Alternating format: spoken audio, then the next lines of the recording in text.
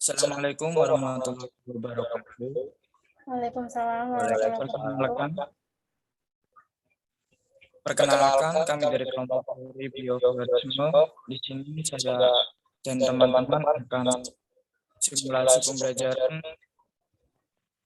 dengan materi limit fungsi aljabar dengan pendekatan teori bioverisme oleh seorang tokoh John B. Watson. Perkenalkan, saya Muhammad Aziz dengan NPM 203100077.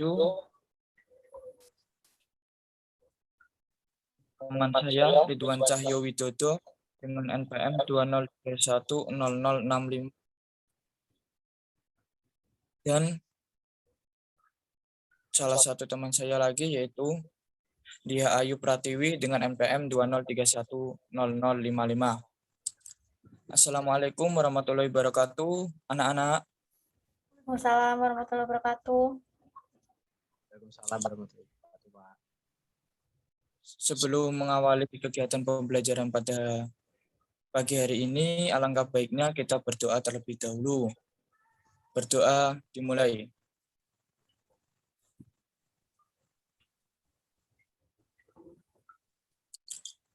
Berdoa selesai. Apa kabar pagi hari ini anak-anak? Apakah sudah siap untuk belajar? Alhamdulillah baik, Pak. Oke, sebelumnya jangan lupa ya resensi di Google Chrome yang sudah Bapak kirim di link. Yang sudah Bapak kirim di grup, WA grup linknya ya. Terus ini kan kita masih dalam kondisi pandemi, jadi tetap patuhi prokes atau protokol kesehatan. Tetap pakai masker kalau keluar dari rumah, jaga jarak juga.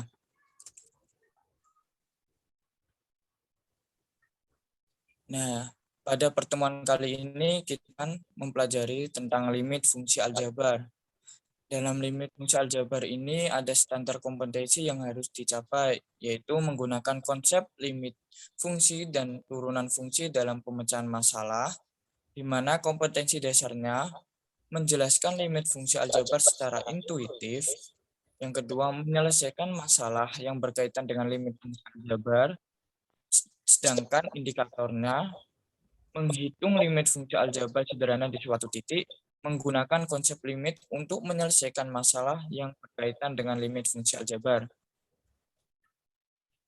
Pembelajaran ini diharapkan peserta didik mampu mempelajari makna secara kontekstual terkait memahami konsep limit fungsi aljabar dengan menggunakan konteks nyata dan menerapkannya menemukan konsep limit fungsi aljabar untuk menemukan nilai limit fungsi aljabar X mendekati C dan memilih strategi yang efektif dalam memecahkan masalah nyata tentang limit fungsi aljabar. Nah, kita langsung saja masuk ke materi ya anak-anak. Limit bisa diartikan sebagai menuju suatu batas. Berarti kita dari suatu tempat menuju ke suatu tempat yang ada batasannya. Itu. Sesuatu yang dekat tetapi tidak bisa dicapai. Pada bahasa matematika, keadaan ini biasa disebut limit. Kenapa harus didekati? Karena pada suatu fungsi biasanya tak terdefinisi pada suatu titik tertentu. Ayo, kenapa? Karena semakin kita mendekati suatu batas, maka semakin kebenarannya itu semakin dekat gitu. Nah, limit fungsi biasanya diformulakan seperti gambar bagi berikut. Nah, anak-anak, di sini apakah ada yang bisa membacakan rumus dasar atau rumus dari limit? Saya mau coba, Pak. Ya, baik. Dengan Mas siapa? Ridwan, Pak. Oke, Mas Ridwan, silakan. Itu kalau menurut saya bacanya limit fx di mana x mendekati a itu sama dengan L. Oke, gimana Mas? Diulang. limit fx di mana x-nya mendekati a itu sama dengan L. Oh iya, betul. Jadi anak-anak, limit fx sama dengan limit fx x mendekati a sama dengan L. Cara membacanya. Nah, itu kan limit fungsi fx untuk x mendekati a adalah L. Beri aplaus kepada Mas Ridwan, anak-anak.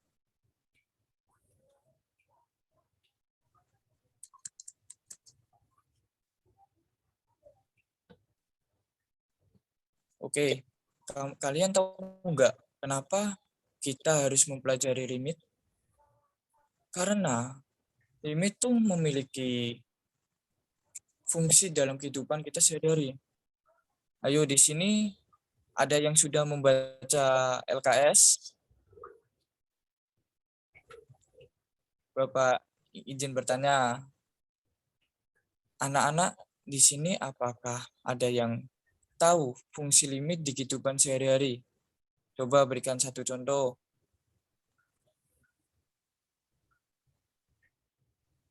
Mungkin Gak pada, ada respon ya? mungkin pada bidang kimia untuk pembuatan tanggal kadaluarsa, Pak. Iya, betul sekali.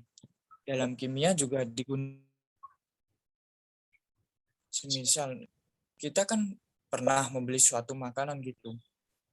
Pasti ada expirednya, tulisan expired atau kadaluarsa. Jika sudah melewati batas itu, pasti tidak boleh dimakan. Dianjurkan tidak boleh dimakan. Oke. Salah satunya itu. Nah, selain itu, fungsi limit dapat digunakan yaitu dalam penerapan lensa kacamata. Lensa kacamata itu kan kita nggak tahu berapa orang itu mempunyai minus berapa, plus berapa kan nggak tahu. Itu biasanya diterapkan atau kita menggunakan pendekatan sehingga itu batas kebenaran gitu. Selanjutnya, selanjutnya seperti yang dikatakan Mbak Ayu tadi, yaitu kadaluarsa makanan. Pada ketika kita menemukan tadi ya sudah Bapak jelaskan. Yang ketiga yaitu menghitung bakteri dan virus. Nah, menghitung bakteri dan virus. Keadaan saat ini kita kan dalam suatu pandemi. Berapa kecepatan virus itu, berapa tingkat pertumbuhan virus itu, kita biasanya pemerintah atau pihak itu untuk mengetahuinya itu bisa menggunakan limit fungsi aljabar. Ternyata tanpa kita sadari ya anak-anak bahwa dari kehidupan kita itu tidak terlepas dari limit fungsi aljabar.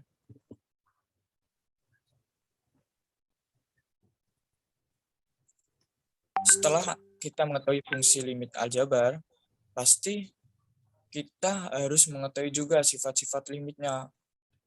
Kalau kita tidak mengetahui sifat limitnya, bagaimana kita nanti bisa menyelesaikan problematika yang ada. Nah, sifat-sifat limit tersebut seperti yang Bapak tampilkan di layar pembelajaran kali ini. Dan teman-teman bisa buka juga di LKS. Baik, Pak. Sampai di sini ada yang ditanyakan? Belum ada, Pak. Belum ada, Pak.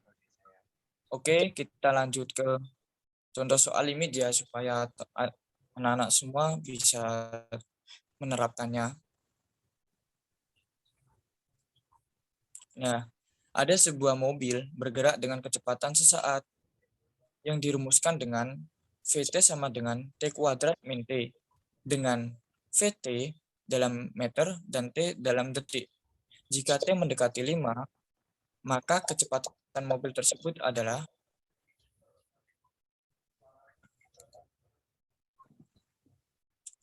di sini kita akan mengukur berapa kecepatan mobil tersebut. Ya, secara matematik kecepatan mobil saat T mendekati ke 5 dalam limit VT X mendekati 5 diketahui VT sama dengan T kuadrat min T. Dengan menggunakan teknik substitusi, kita peroleh limit fungsi T kuadrat min T dengan X mendekati 5 sama dengan 5 kuadrat min 5 sama dengan 25/5 sama dengan 20. Jadi, kecepatan mobil akan mendekati 20 meter per detik. Bagaimana bisa dipahami, anak-anak? Bisa, Pak. Nah, contoh tersebut itu menggunakan metode substitusi. Karena anak-anak semua sudah memahaminya dari contoh soal yang Bapak sajikan, untuk selanjutnya nanti Bapak berikan sebuah penugasan di mana penugasannya nanti bisa didiskusikan pada WA group ya, dan dibentuk kelompok sesuai pembentukan pada pertemuan kemarin. Oke, lembar kerja siswanya yaitu sebagai berikut. Pak, izin saya screenshot ya Pak, biar nanti bisa saya kirimkan. Ya, baik Mas Ridwan. Di screenshot ya. Bagus Mas Ridwan. Ya, Pak. Oke. Itu soalnya ya anak-anak ada 3 soal. Nanti bisa diselesaikan dengan kelompoknya masing-masing.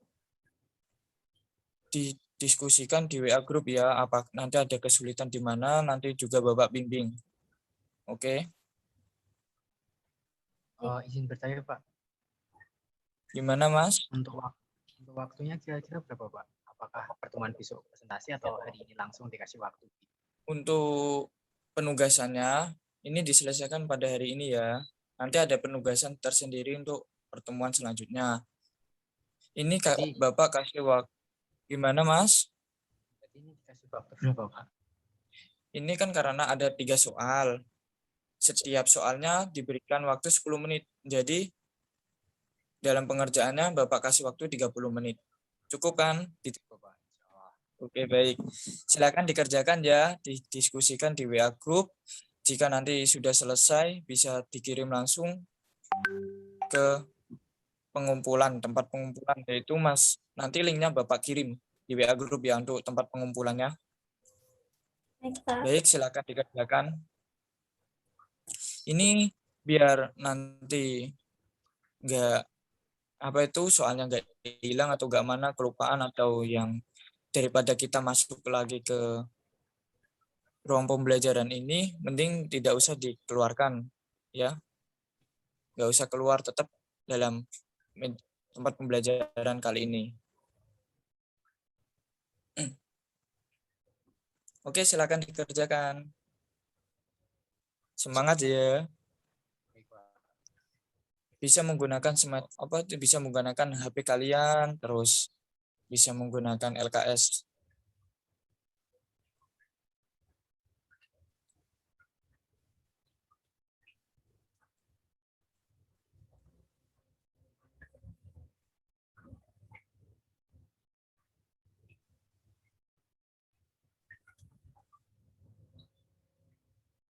Berhubung waktunya sudah selesai, tadi Bapak sudah kirim di linknya untuk pengumpulannya sudah di grup ya. Ini waktunya sudah selesai, silakan anak-anak untuk bisa on cam ya, biar Bapak mengetahui yang sudah gabung di Zoom kali ini.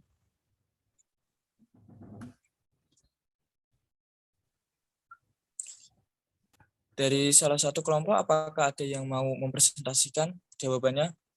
Ini nanti dapat siapa yang berani mempresentasikan akan Bapak berikan nilai plus dan dibebaskan dari ulangan besok.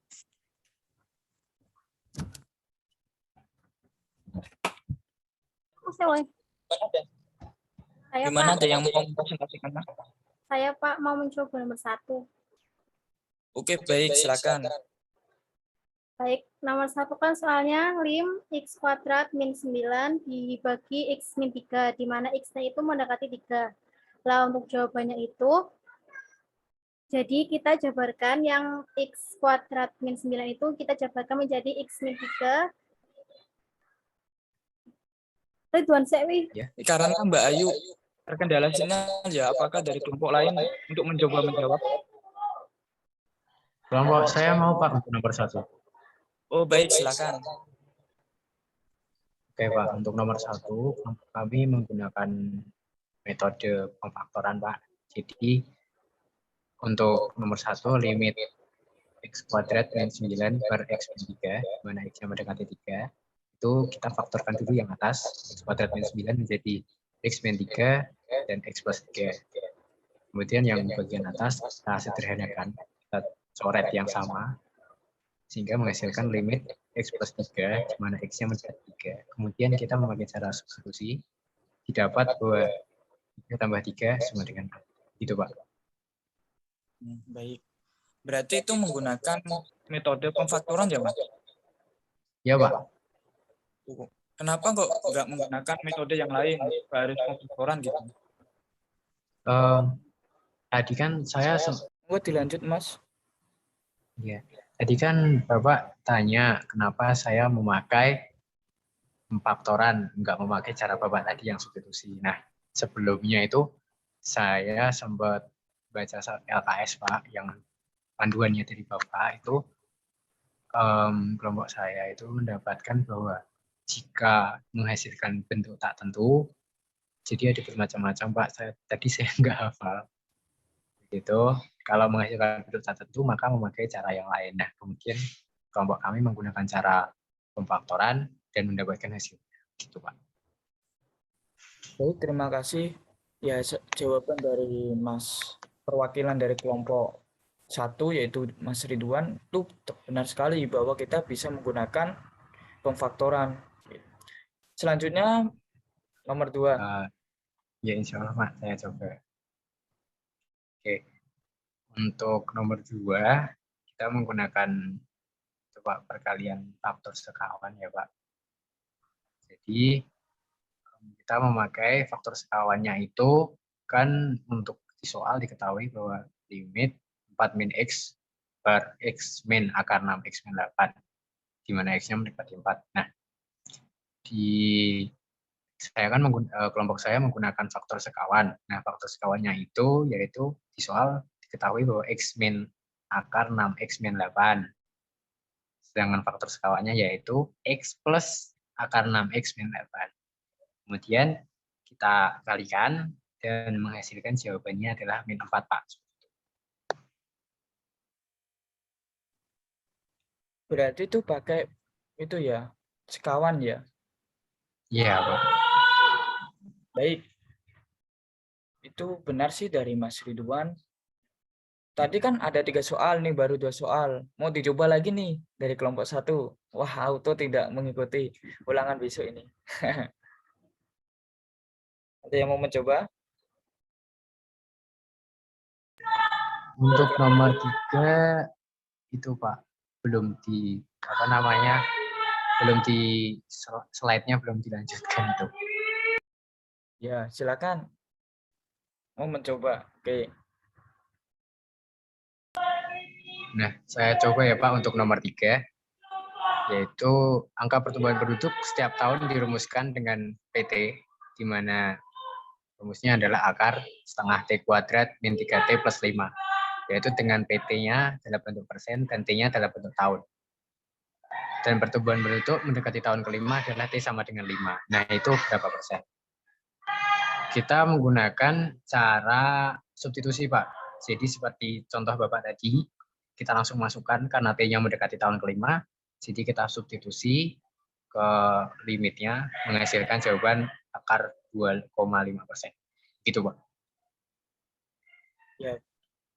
Kenapa nggak menggunakan seperti tadi Mas, yang nomor 2 pakai sekawan? Kenapa nggak pakai itu? Karena seperti tadi Pak, jawaban saya masih sama, karena memakai cara yang substitusi dulu sudah bisa digunakan dan hasilnya masih maksudnya belum menemui bentuk tak tentu. Begitu Pak. Baik. Jadi begini ya, Nana. Itu tadi 3 soal sudah dipresentasikan dari kelompok 1 perwakilannya yaitu Mas Ridwan. Silakan beri aplaus kepada Mas Ridwan sebagai perwakilan kelompok 1.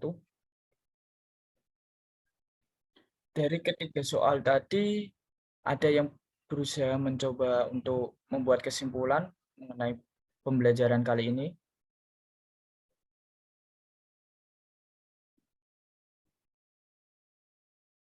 Bagaimana anak-anak? Apakah ada yang berani membuat kesimpulan? Saya mau mencoba, Pak. Oke, baik. Silakan. Dengan Mbak Ayu. Jadi pada materi ini dapat kita simpulkan bahwa untuk mengerjakan materi limit fungsi aljabar itu dengan menggunakan 3 metode. Yang pertama metode substitusi, yang kedua metode pemfaktoran, dan yang ketiga metode mengalihkan dengan faktor sekawan. Di mana untuk metode substitusi ini biasanya metode yang paling dasar dan yang paling biasa digunakan oleh semua siswa. Soalnya itu paling gampang gitu, Pak.